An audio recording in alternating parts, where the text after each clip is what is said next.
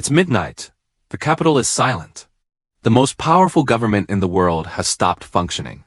Doors are closed, offices empty, and a clock keeps ticking hour by hour, minute by minute. The U.S. federal government has officially shut down for the first time in 6 years. The country is waking up to uncertainty this morning as the government shut down for the first time since 2018. And though this is an American tale, the ripple effect is already being felt in Canada. Consider the numbers. Commerce between the two nations totals hundreds of billions of dollars annually. Thousands of companies in Canada are dependent on cross-border deliveries. Thousands of Canadians traverse the border to work, visit, and study. What does one do when the government operating the systems halts all of a sudden? The response: chaos and uncertainty on our doorstep. Within the capital, the air is tense.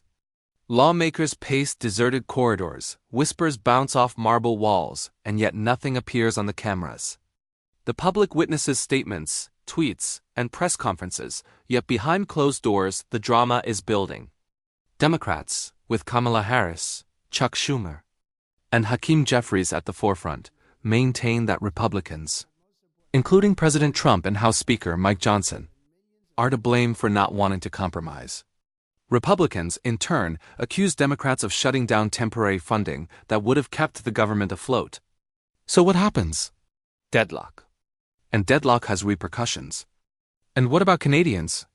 With each passing hour of the shutdown, the effect increases. Border checks and customs slow down.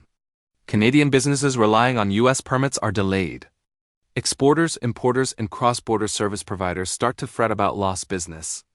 Travelers, students, and tourists might face unpredictable interruptions. This is not political theater, it's real life impacting businesses and families along the border. But let's consider the human element.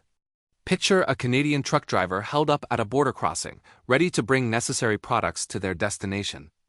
Picture a family preparing to travel to the U.S. for a wedding or education program, instantly wondering if their documents will be processed. Picture Canadian importers counting every hour, every delay, as financial markets react anxiously to the uncertainty. These aren't abstract numbers. They are real stories unfolding right now.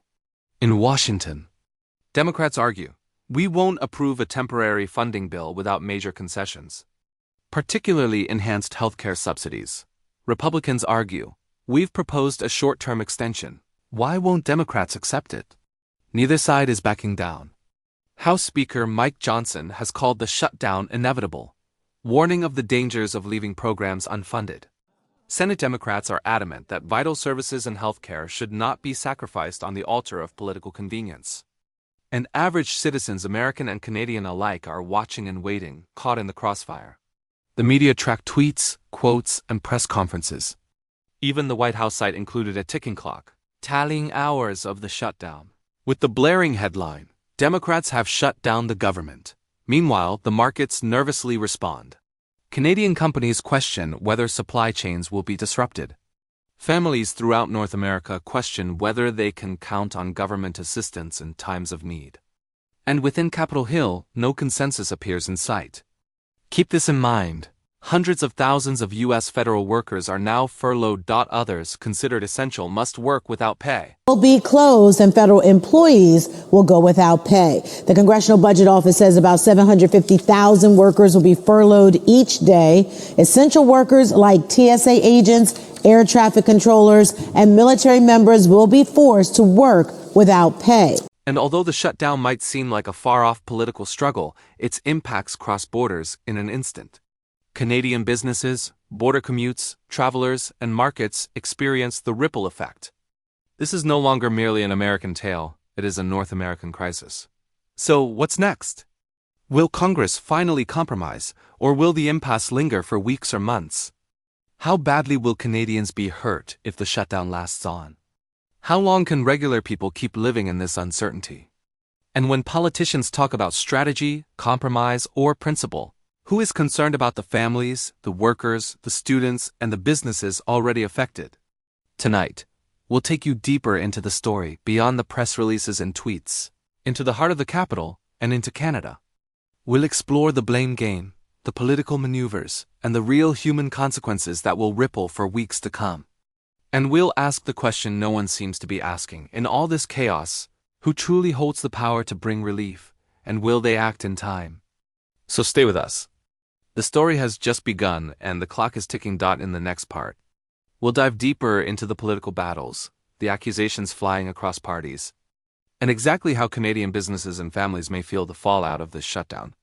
As the government shutdown stretches into its second day, the tension inside the Capitol has reached a fever pitch. Lawmakers pace the halls, aides whisper frantically, and the cameras catch only a glimpse of the unfolding drama. Democrats, led by Kamala Harris, Chuck Schumer, and Hakeem Jeffries, are pointing fingers directly at President Trump and the Republican Party, insisting that the shutdown was entirely avoidable.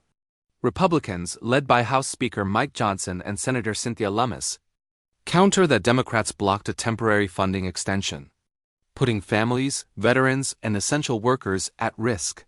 The public sees tweets, statements, and press conferences. But behind closed doors, the political chess game continues, with each party refusing to yield. Democrats demand enhanced Affordable Care Act subsidies. Republicans demand a clean extension. Neither side is backing down. And while political leaders debate principle, ordinary Americans and Canadians feel the consequences immediately. Think about Canada. Cross-border trade is critical. Canadian exporters and importers rely on timely U.S. permits and customs clearances.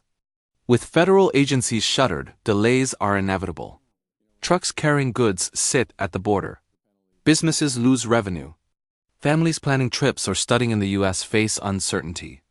Each hour of the shutdown ripples through the Canadian economy in ways few news reports capture. Democrats have sacrificed the American people to Democrats' partisan interests. So we see now Republicans are plunging America into a shutdown, rejecting bipartisan talks, pushing a partisan bill, and risking America's health care.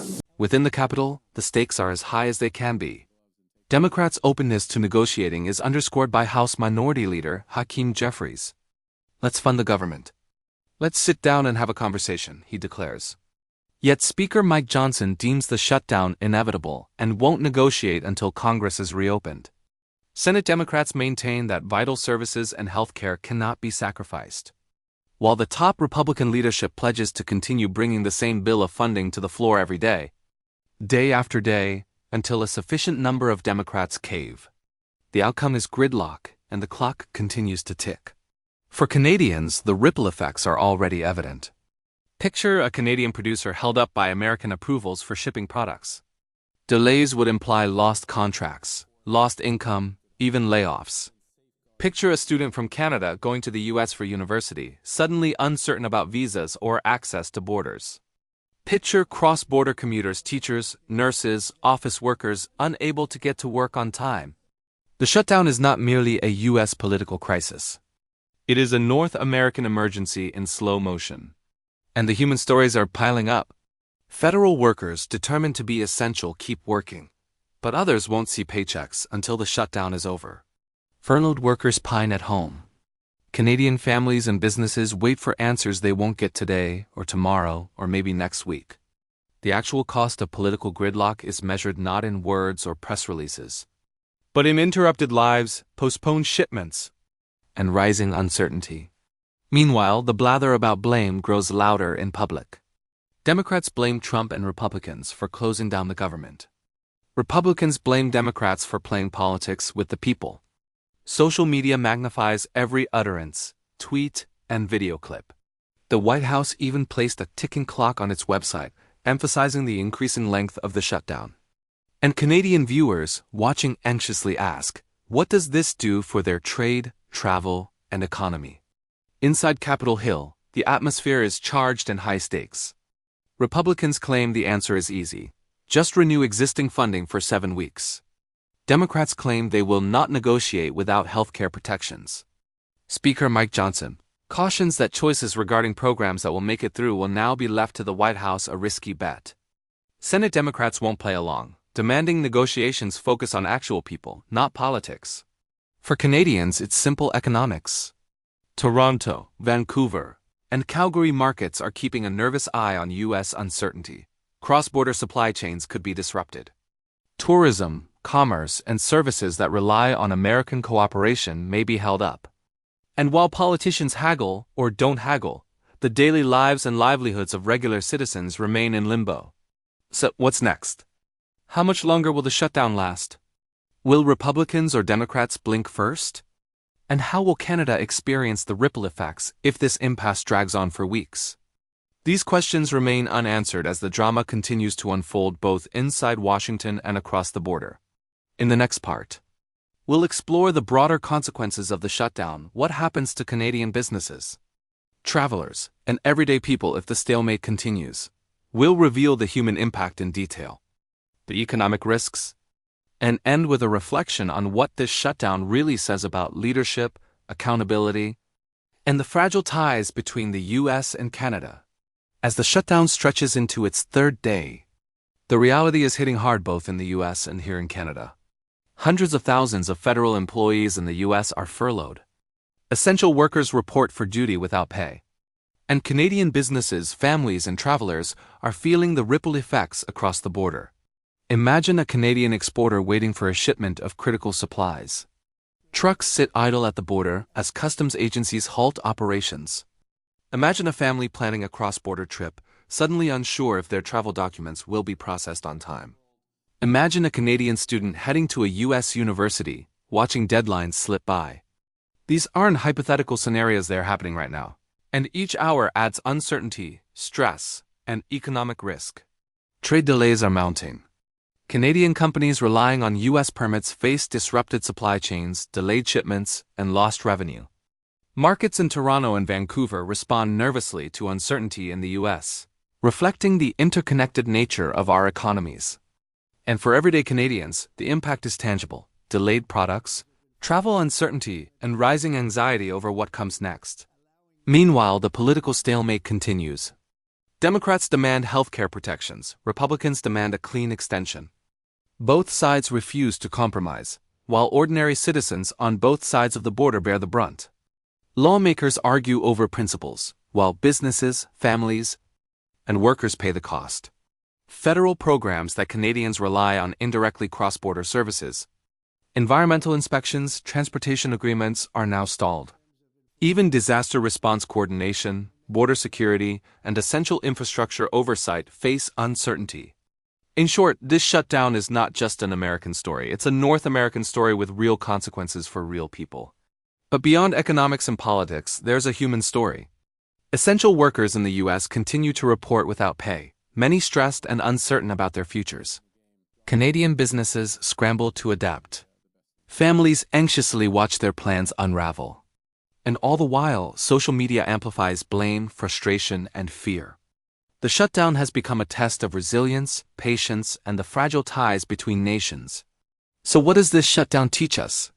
Leadership cannot wait for convenience. It requires compromise, responsibility, and foresight.